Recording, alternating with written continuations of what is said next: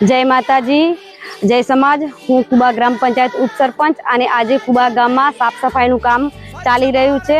તો દરેક ગ્રામજનોને વિનંતી છે કે આપણે સાફ સફાઈ થઈ ગયા પછી જ્યાં ત્યાં કચરો ફેંકવો નહીં અને આપણા ગામને સ્વસ્થ રાખવું તે આપણી જવાબદારી।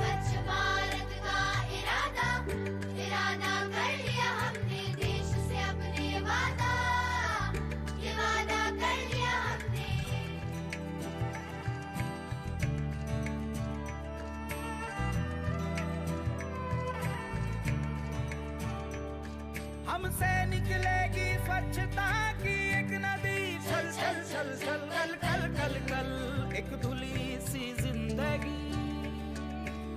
स्वच्छता की जोत लेकर घर घर जाएंगे, साफ सुथरी रोशनी में सब नहा